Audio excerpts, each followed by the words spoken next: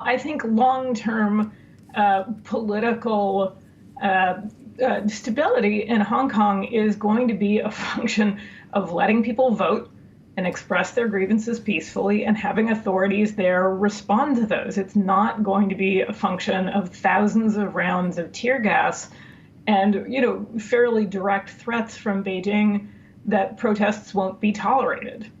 The protests, as we're seeing, are far from diminishing. We're now seeing civil servants taking part in this general strike. That certainly is not going to go down too well with Chinese authorities, is it?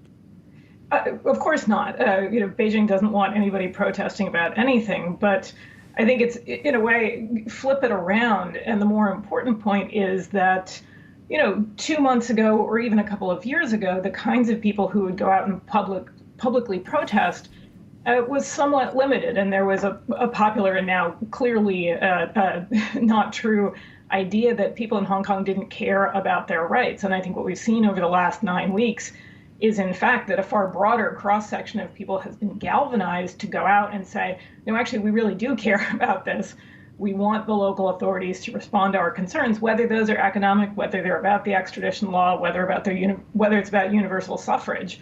But I think the catalyzation of people in Hong Kong is not going to go away anytime soon.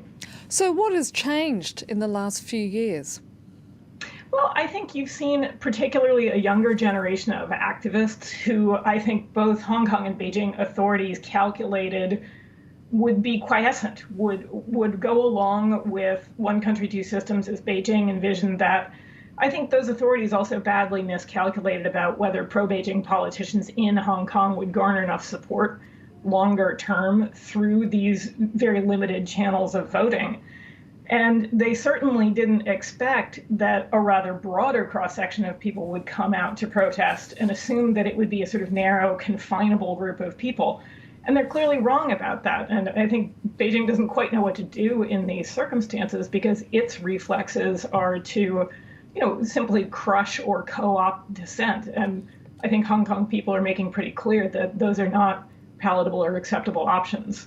Given what you've been saying, how long can one country, two systems policy actually last?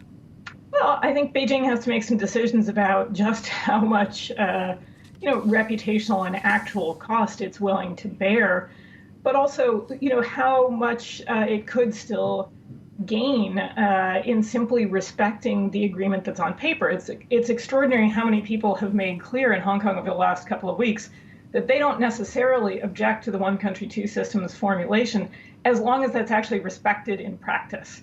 I think if Beijing backed off on things like, proposed legislation that encroaches on rights, or, and frankly, if Hong Kong authorities actually stepped up to represent Hong Kong people's interests, even in matters that don't really have much to do with Beijing, this could play out very differently.